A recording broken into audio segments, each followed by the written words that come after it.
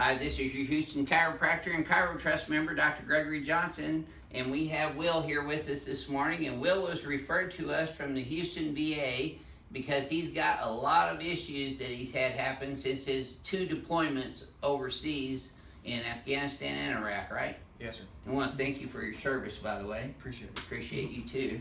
Now he come in here complaining of a lot of neck pain and shoulder pain and sternoclavicular pain up here. He got in a car bomb and the vehicle landed on his head and jammed all his shoulder and neck up together, right? Yes, sir. And then he's also had pain down in his low back and in both knees, both shoulders, and a little tightness and soreness, not just a little, but all these other things are overriding it, but he's got some mid-thoracic problems as well.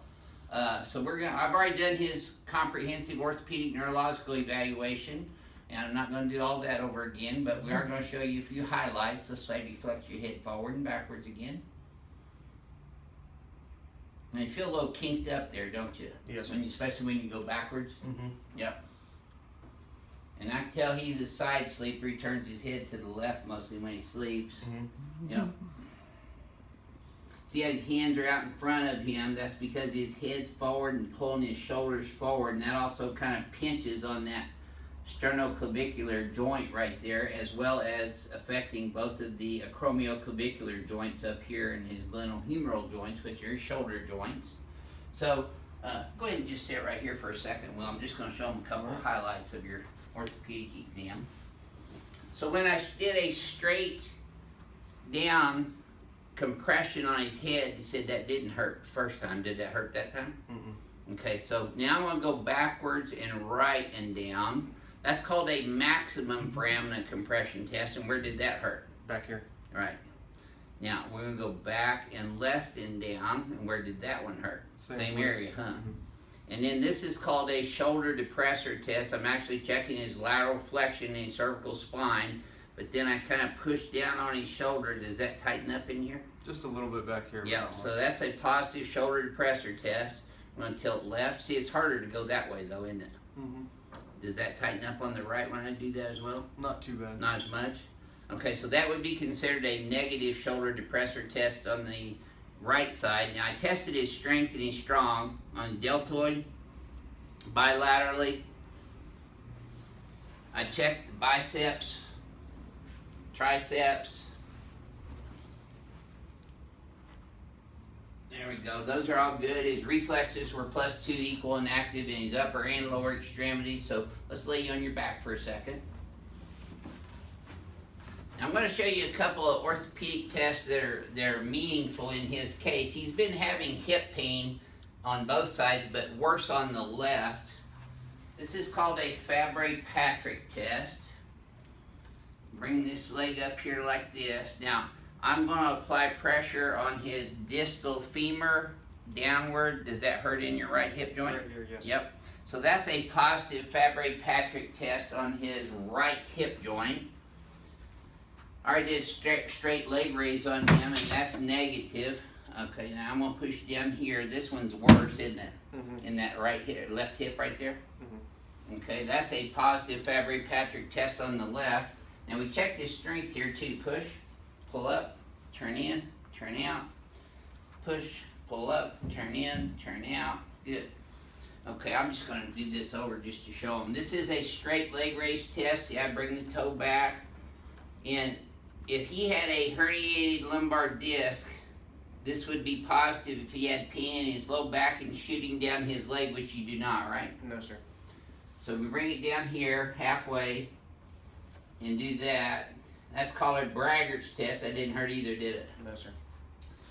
Okay. So we're going to test the strength on this side. Push, pull up, turn in, turn out.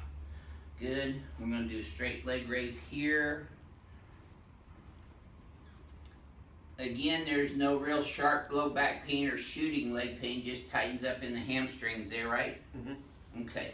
So now we know that he doesn't have pathology in his lumbar disc that's creating lumbosacral radiculopathy. He has biomechanical improprieties or subluxations in those regions.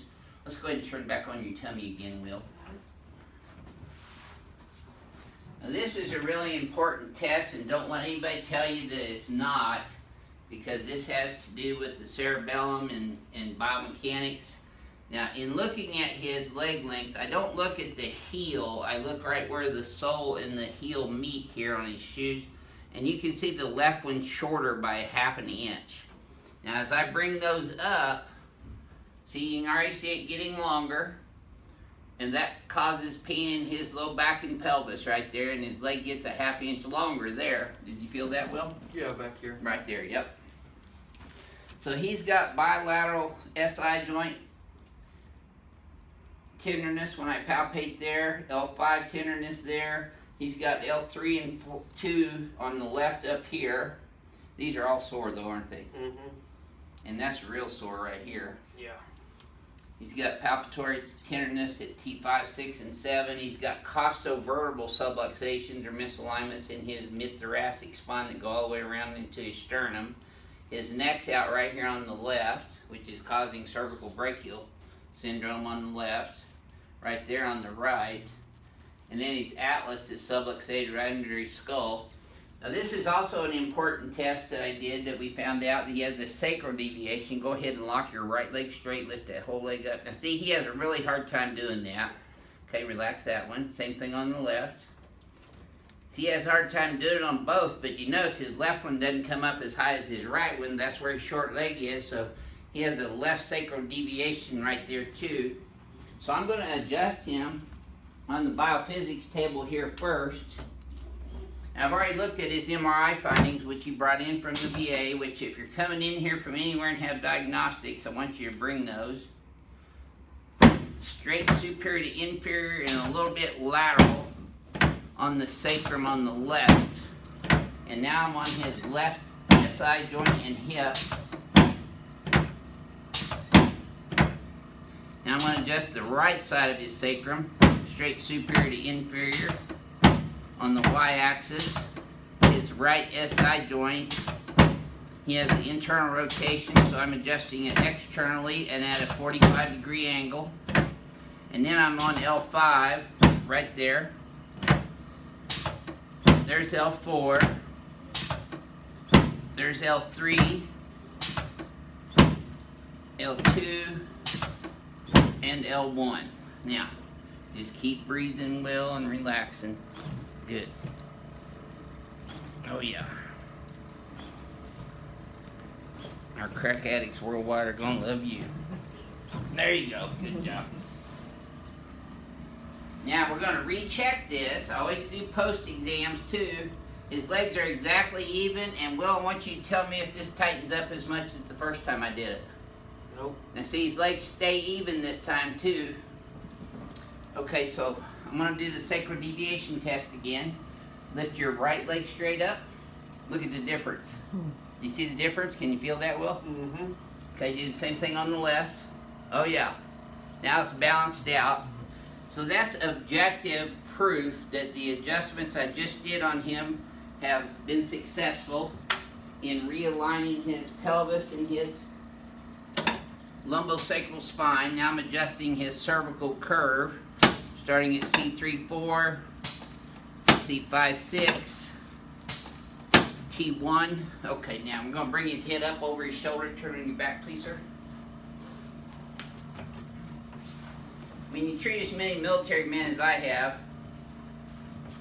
you want to be as nice to them as possible, but and sometimes I have to get fairly aggressive with some of the adjustments. Okay, now put your arms straight out to the sides, palms facing up for me, please.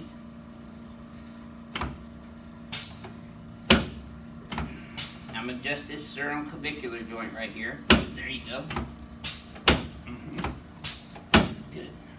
And then your costosternal joints right here. Bet you never had this done at physical therapy. Yes, sir. Good, okay. Now I want you to relax your hands on your tummy and just let me have your leg. There you go. You should have felt that in your knee all the way up to your low back, did you? Oh yeah. Good. Okay, this is how we're going to. He's got 2 bad medial meniscus tears. There we go. Said they were so bad they couldn't even do surgery on him. Okay. So let's redo this Fabry-Patrick test now. Does this hurt as much as the first one did? No, not even close. Okay, good. Let's redo this left Fabry-Patrick because this is your bad hip. It's probably still going to be a little sore. It's a little tight, but Not as bad as the first time? Good. Okay, let's sit you up and face this way. That way. There you go. So, he's had problems with his left sternoclavicular joint and AC joint, so I'm actually, and he has a lot of crepitus, which is grinding in the joint. So I'm going to adjust his left shoulder first. That's perfect. And then we're going to do his right shoulder.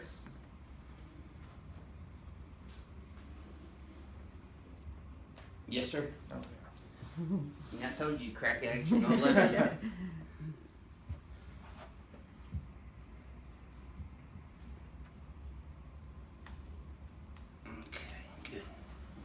Remember the test we did with your neck where I had you close your eyes and bend your head forward and backwards? Mm-hmm. Wait till we get done adjusting and feel the difference on that one too. Alright. Okay, very good. So you haven't seen anything yet. Come over here. I'm going to have you lay on your back with your butt right here and head up that way.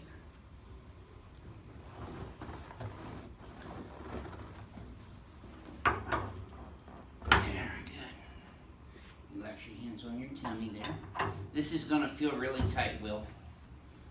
There you go. Now just let your legs bend and relax naturally.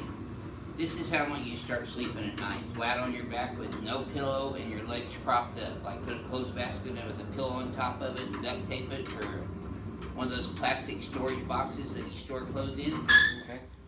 To put under your legs where they're at parallel with the floor. So if you were to go home and lay on the floor and put your legs up on the couch and lay flat on the floor with your head all the way back, that's how you should sleep at night. Okay. That'll help your back and your hips and your shoulders, by the way. So I want you to keep your teeth together. Breathe through your nose. There you go. Yes, sir? That probably felt like a bomb going off. Yeah, catch my breath. You still kicking, you're alright. Actually, you had better reflexes following the adjustment. Okay, let's let your head drop in my hand. Perfect. I still got one over here. I can feel it, C6. There it is. Perfect.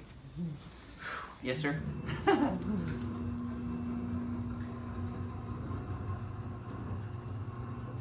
you're probably going to feel some soreness after your very first one because I broke loose some fibrotic adhesions and scar tissues in around your joints and your disc. Okay, let's kind of turn sideways and sit up.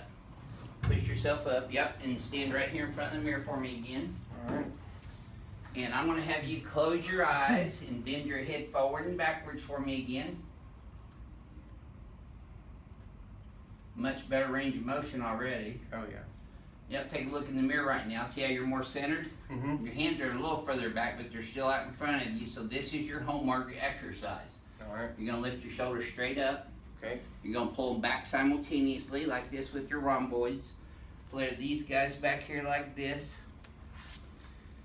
See, your head's forward, so we want to bring it straight back. Okay. Now I want you to look at the wall behind you. Full extension. I'm going to adjust your atlas on the x-axis to send a barrage of neurological proprioceptive bombardment into your cerebellum, the hindbrain. Now, this should, you tell me though, when you flex your hip forward and backwards this time, tell me what you feel different than the previous times. I mean, it doesn't, there's no pulling, there's no Restriction? tightness or anything. Yeah. Feels freer? Mm-hmm. Feel like I put a little WD-40 in there? Yeah. Good. Well, you've had physical therapy before for all these issues, right? Mm-hmm. So what would you tell our YouTube viewers about your very first chiropractic experience? Because this is your first time yeah, going to this a is chiropractor. my first one. thought about it for years, done physical therapy for years.